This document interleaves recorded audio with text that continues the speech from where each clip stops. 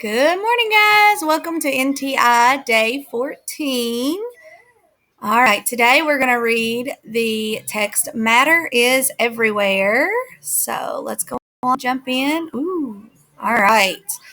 So let's go on. And this is, of course, nonfiction.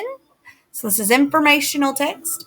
Everything around us is made of matter. Your clothes, the trees, even the water you drink.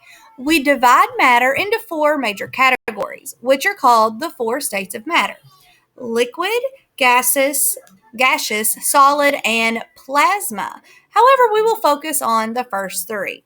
Whatever the state of matter may be, all matter is made up of tiny particles called atoms. And that's what that picture is up here, is a picture of an atom. These particles are too tiny to see the naked eye. They're even too small to see with a regular microscope. If you line up 1,000,000 atoms next to each other, they will be as thick as a single piece of human hair. So we can only look at atoms through very powerful tools, one of them being the scanning tunneling microscope. All right, and here we have the subtitle, How Do We Know? We can easily see liquids and solids around us, but most gases aren't visible. We can't see the air around us, but it is still made of atoms that constantly move around freely in space. How can we tell? Take a balloon, for example. When we pump air into a balloon, it visibly inflates. That means that gaseous matter is filling the balloon and taking up space. The more air we blow into the balloon, the bigger it gets. Therefore, we can observe the way gas moves around space. In the same way, inflatable pool toys also fill with air so that they can float on water. When we fill the plastic shells with air, the toys take shape. Since air is lighter than water, the pool toys can rest on the water without sinking. And then we can enjoy a sunny day while floating in a pool. All right, moving atoms. Atoms are constantly moving. However, atoms move at different speeds within different states of matter. We have been able to determine that atoms move slower in solids than they do in liquids. That's because atoms in solids are tightly packed and there is less space to move around freely.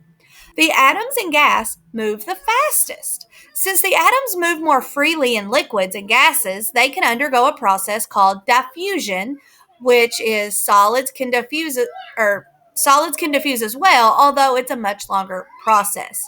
Diffusion is the movement of particles from a higher concentration to a lower concentration. That's why when you spray perfume in a corner of a room, you will eventually smell it on the other side of the room. The atoms from the perfume diffuse through the air. Because of this diffusion, the perfume scent is spread. All right, so Dex is wanting to read with this kitty. Okay, put the kitty right here. Identification. We can identify materials according to a variety of properties. Scientists have determined several different measurements to help label materials. Some examples are temperature, hardness, color, and length. Usually these are made to measure be quiet or going.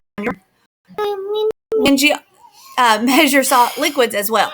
When geologists study rocks, they often use the Mohs scale of mineral hardness.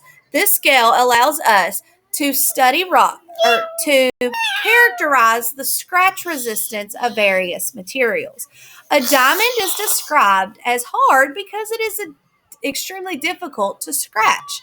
Scientists can measure hardness with the Mohs scale and compare minerals to other minerals. Scientists always use various methods to group materials together that way. It's easier to study and compare them. That's another reason why we differentiate between liquids, gases, solids, and plasmas. All right, Dexter, tell your kitty bye-bye.